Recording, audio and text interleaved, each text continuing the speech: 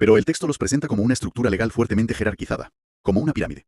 El conflicto aparente surge entre dos pilares. Por un lado tienes el quinto mandamiento, que exige honrar a padre y madre. Vale. Y por otro tienes el primer mandamiento, que dice literalmente en Éxodo 23, no tendrás dioses ajenos delante de mí. O sea, tienes dos reglas de oro que, de buenas a primeras, apuntan en direcciones opuestas. Menudo panorama. Claro, y la forma en que el texto resuelve esta fricción es brutal en su lógica. Argumenta que el primer mandamiento actúa como un filtro absoluto, una especie de cláusula de supremacía sobre el quinto. Entiendo, como que lo anula si hay conflicto. Eso es. La lógica interna es que ninguna relación humana, por muy fundacional que sea, puede sobrepasar la relación con la divinidad. Si la familia te obliga, pongamos, a participar en un ritual de idolatría, rompiendo la regla número 1, el sistema se resetea. ¡Wow! O sea, la lealtad a Dios tiene prioridad indiscutible. Indiscutible. Anula cualquier exigencia familiar en ese punto concreto. Pues si lo entiendo bien, es clavadito a cómo funciona el derecho en un país moderno. A ver, piénsalo. Tienes la normativa de tu comunidad de vecinos o las ordenanzas de tu ayuntamiento. Sí, leyes válidas que hay que respetar. Exacto, pero si un día el ayuntamiento dicta una norma que contradice la Constitución, esa norma local es nula de pleno derecho. En este caso, el primer mandamiento es la Constitución que invalida cualquier ordenanza familiar, ¿no? Es una analogía jurisdiccional perfecta, la verdad. La Constitución es el marco de referencia último. El texto argumenta que la familia tiene una jurisdicción inmensa, pero es delegada, no es absoluta. O sea que tiene límites. Claro. En el momento en que unos padres piden algo que ofende a su creador, han excedido sus competencias legales. Y hay que entender el contexto del mundo antiguo. Los pactos divinos eran tratados de soberanía. No eran solo sentimientos o espiritualidad vaga. Para nada. Romper el tratado principal por complacer a tu madre era visto como alta traición al soberano del universo. Tela. Es una estructura súper limpia sobre el papel, desde luego. Muy de abogados. Pero claro, la vida real no es un tribunal. Estamos hablando de padres e hijos. Y ahí es donde la cosa se pone tensa. Mucho.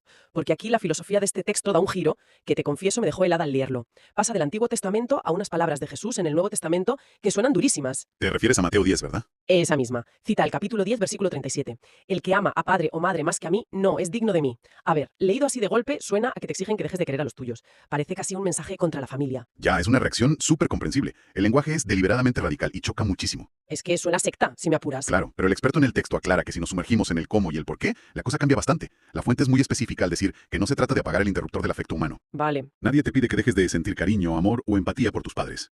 Lo que esta cita disecciona con precisión quirúrgica es a quién pertenece tu máxima lealtad. Ah, o sea que separa el amor emocional de la lealtad suprema. Precisamente. En la psicología que plantea, tú puedes amar profundamente a tu madre, pero si ella te arrastra hacia la idolatría, que en este marco es una rebelión fatal, seguirla ya no es amor. ¿Y qué es entonces? Es un acto de desobediencia compartida. El afecto no puede ser la excusa para cruzar esa línea roja espiritual. Poner a Dios en un segundo plano solo para evitar que tu familia se enfade no es amor filial verdadero. El texto lo ve casi como cobardía. Madre mía. Pero claro, esto mete a la persona que intenta vivirlo en un embudo lógico tremendo. Porque vale, la Constitución divina exige lealtad suprema. No sigues a tu familia en la idolatría. Hasta ahí, claro. Pero el quinto mandamiento, el de honrar a padre y madre, sigue escrito en piedra. Nadie lo ha borrado. Sigue vigente, sí. Entonces, si no puedes obedecerles en esto, pero tienes la obligación vitalicia de honrarlos, ¿cómo demonios se encaja ese puzzle en el día a día? ¿Honrar significa solo pagarles la residencia cuando sean mayores y morderse la lengua? Esa es la pregunta del millón. Y para resolverla, el texto se ve obligado a redefinir qué significa exactamente la palabra honrar. Porque la idea tradicional es otra. Claro, en muchas culturas tradicionales, honrar es sinónimo absoluto de obediencia ciega y sumisión. Lo que diga el padre va a misa. Pero el documento rompe esa equivalencia por completo. Argumenta que la obediencia tiene límites muy claros. Mientras que la honra no. Exacto. La honra es innegociable, pero se expresa de otra manera. Interesante. Entonces, ¿cuáles son los parámetros prácticos? ¿Qué cuenta como honra cuando tienes un abismo ideológico con tu familia? El texto aterriza en acciones muy tangibles, nada abstractas. Dice que honrar es, invariablemente, tratarlos con un respeto exquisito, proteger su dignidad. Cuidarlos físicamente, supongo. Eso es, cuidarlos física y económicamente en su vulnerabilidad. Y mantener una comunicación amorosa. Esa es la obligación que no puedes saltarte. Pero traza una línea roja. ¿Cuál es lo que no se debe hacer bajo ninguna circunstancia? Participar en sus altares, en sus rituales, o ser cómplice de las prácticas que el texto considera espiritualmente tóxicas. Ahí, la obediencia se congela por completo. Fíjate que mientras lo describes, esta separación entre amar a la persona y rechazar sus acciones me recuerda muchísimo a cómo la psicología moderna aborda las adicciones en la familia. Es que es un paralelismo sorprendentemente exacto si lo piensas bien. Claro, si tienes un hermano con una adicción destructiva, un terapeuta de hoy en día te diría casi lo mismo. Te diría, puedes amar a tu familiar con toda tu alma, asegurarte de que coma, de que no duerma en la calle y hablarle validando su dignidad. Totalmente, el cuidado básico. Pero te niegas en redondo a sentarte con él a consumir y te niegas a financiarle la sustancia. Honras el vínculo humano, pero repudias la práctica.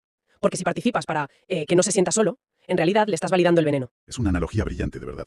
Porque en el marco mental de este texto, la idolatría es exactamente eso. Es veneno. Un daño espiritual catastrófico, ¿no? Sí, así se percibe. Por lo tanto, transigir o participar en esos rituales por una falsa sensación de paz no sería amarlos, sería ser cómplice de su caída espiritual. Te exige amar al individuo, pero aborrecer la acción profundamente.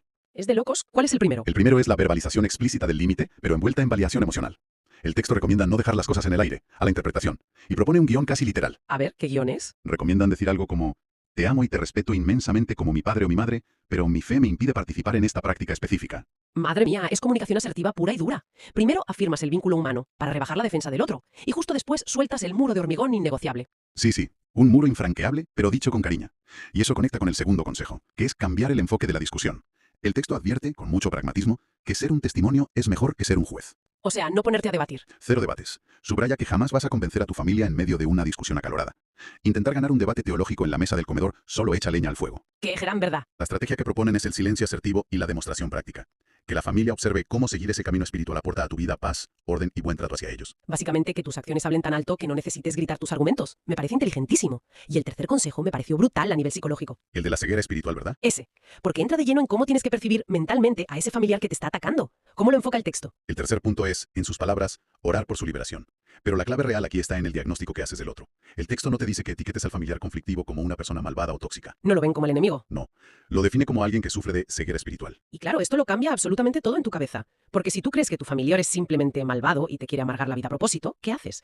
Te pones a la defensiva, te enfadas y atacas. Entras en la guerra. Entras al trapo. Pero si tu marco mental te dice que esa persona está ciega, tu reacción emocional pasa instantáneamente de la ira a la empatía compasiva. A ver, tú no te enfadas a gritos con una persona ciega por tropezarse con una silla. Exacto. Intentas guiarla o al menos la entiendes. Es un mecanismo brillante para regular tu propia frustración y mantener la calma mientras sostienes el límite sin ceder. Es un mecanismo de supervivencia emocional de primer nivel. Permite a la persona mantener una postura de autoridad pacífica frente a lo que al final del día es un rechazo familiar doloroso. De hecho, hay una línea en el texto que resume esta actitud y que sirve de ancla mental total para quien pase por algo así. Dice, y cito, no es falta de amor, es exceso de fidelidad a quien te dio la vida eterna. Espectacular. Es una reformulación completa del sentimiento de culpa. Totalmente. Porque romper las expectativas de una madre genera una culpa visceral. Es casi biológico en nosotros. Pero esta frase coge esa punzada en el estómago, ese sentirte un hijo terrible, y lo reescribe. Le da la vuelta a la tortilla. Sí, ya no eres el desertor egoísta de tu familia. Te conviertes en el guardián de una lealtad superior. Cambias el rol de víctima de un culebrón familiar a héroe de tus propias convicciones. Y seamos sinceros, sin ese reencuadre mental, sostener esa presión durante años sería insoportable. Todas las grandes convicciones disidentes en la historia han necesitado esta armadura conceptual para no colapsar. Bueno, menuda exploración a fondo nos hemos marcado hoy. Ha sido intensísimo. Para sintetizar un poco este viaje a nuestra audiencia, hemos visto cómo esta cosmovisión resuelve la tensión entre la familia y la fe, aplicando el filtro inquebrantable del primer mandamiento. Sobreponiendo la constitución divina a la ley local familiar. Exacto. Hemos explorado también cómo diseccionan la palabra honrar, transformándola de una sumisión ciega a un deber de respeto y cuidado, pero con una línea roja muy clara frente a la complicidad ideológica.